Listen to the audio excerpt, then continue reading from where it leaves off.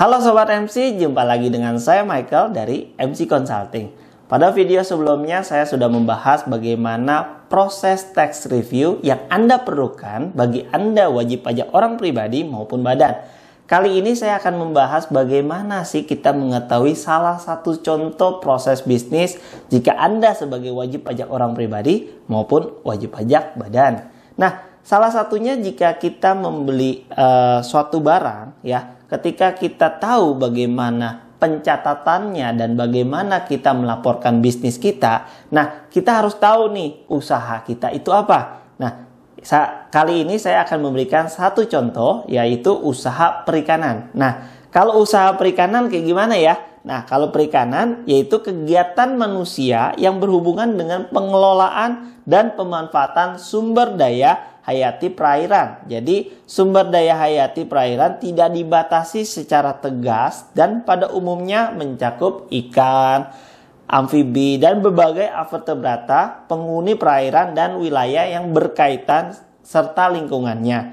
Atau merupakan semua kegiatan yang berkaitan dengan ikan, termasuk memproduksi ikan baik untuk penangkapan atau perikanan tangkap maupun budidaya atau mengelolanya untuk memenuhi kebutuhan manusia akan pangan sebagai sumber protein dan non-pangan. Jadi kita bisa lihat sebagai pariwisata, ikan hias, ataupun lain-lainnya. Nah, kegiatan usaha dalam bidang kelautan dan perikanan, nah ini kita bahas ya contoh proses bisnisnya. Jadi salah satunya adalah bagaimana kita melihat kegiatan usahanya. Jadi kalau bidangnya contoh kelautan dan perikanan, nah kita lihat dulu nih kegiatannya apa? Budidaya, penangkapan, perdagangan, atau pengelolaan. Jadi kita bisa lihat nih dia masuknya kemana? Budidaya, penangkapan, perdagangan, atau pengolahan. Nah, mekanisme atau siklus penyelesaian kewajiban perpajakan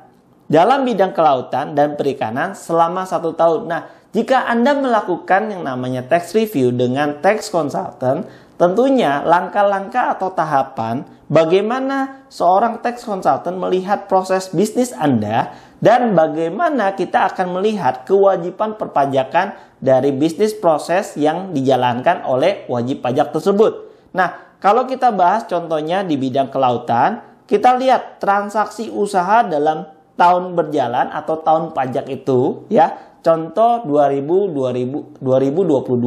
Nah, perhitungan pajak yang harus disetor sendiri atau dipungut ya, ini seperti apa? Nah, penyetoran pajak yang terkait dengan transaksi usaha dengan media, SSP, SSB atau lainnya. Nah, harus dilaksanakan oleh wajib pajak setiap bulan atau masa dalam 1 tahun pajak. Nah, ketika kita sudah membuat suatu perhitungan pajak yang harus disetor ya, baik secara sendiri ataupun dipotong ya, jadi ada mekanisme pot atau put ya, potong atau pungut.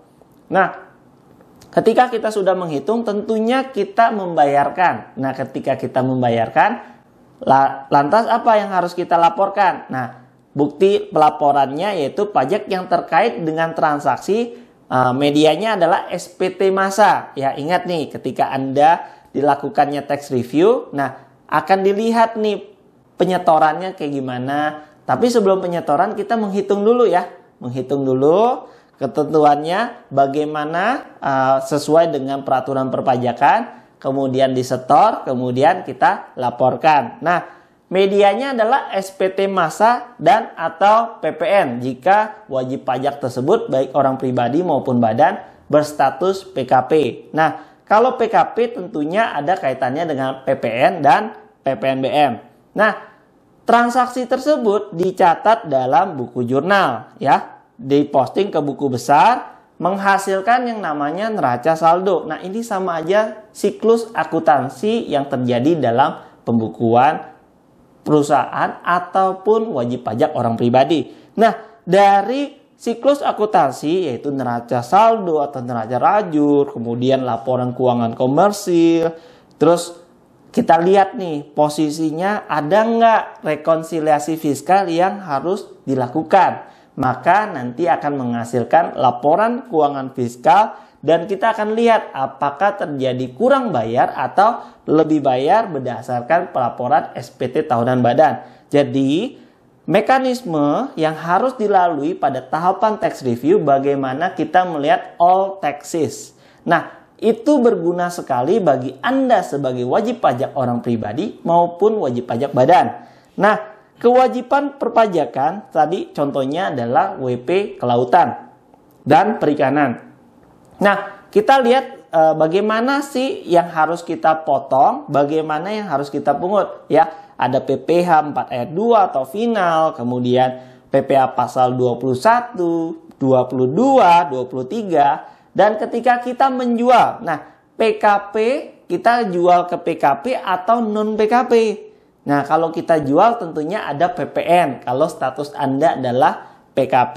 Nah, PPN apa? PPN keluaran. Nah, ketika Anda membeli dari PKP maupun non PKP, ingat ada yang namanya PPN masukan terkait dengan pelaporan yang harus Anda sertakan jika Anda wajib pajak orang pribadi maupun badan yang berstatus PKP. Tentunya setiap bulannya Anda perlu melaporkan SPT masa PPN. Nah, PPN tersebut bisa statusnya ada 3. Ya, bisa kurang bayar, lebih bayar, ataupun nihil.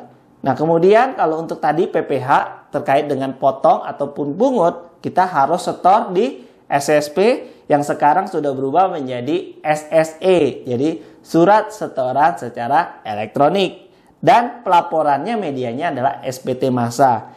Nah, ketika kita sudah menghitung pemotongannya ataupun kita dipotong PPh baik 4 ayat 2 atau final, pasal 21, 22, 23, ataupun 24, mana yang harus dikreditkan. Nah, kemudian ketika kita membayar sendiri pada tahun berjalan atau pada akhir tahun berjalan biasanya kita bayar apa sih? Ya, PPh final, kemudian PPh pasal 25, ataupun ada STP nih bagi wajib pajak yang telat membayar, ada surat tagihan PPh pasal 25 jika kita setor sendiri. Nah, pada akhir tahun kita akan lihat nih laporan keuangannya berdasarkan laporan keuangan fiskal yang setelah koreksi fiskal. Nah, PPh-nya yang berapa yang harus dibayarkan ketika memang ada kurang bayar atau ternyata lebih bayar atau nihil. Jadi berguna sekali ya tax review bagaimana kita melihat proses bisnis Anda, baik Anda wajib pajak orang pribadi maupun wajib pajak badan.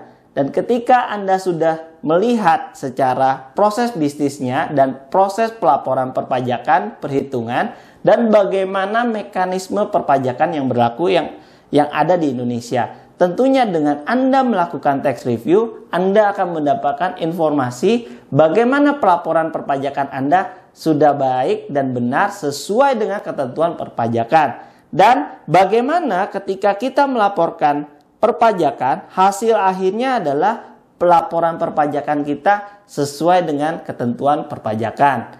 Dan itulah yang sangat berguna bagi Anda wajib pajak orang pribadi maupun badan untuk pengambilan keputusan bisnis Anda. Bersama MC Consulting, kami siap untuk membantu Anda sehingga Anda mendapatkan solusi yang terbaik dan bagaimana hasil dari tax review dapat membantu Anda untuk pengambilan keputusan bisnis Anda. Terima kasih. Semoga apa yang saya sampaikan ini dapat bermanfaat bagi Anda dan selalu ingat, like, share, and subscribe. Tunggu video berikutnya dari MC Consulting. Terima kasih, orang bijak, taat pajak.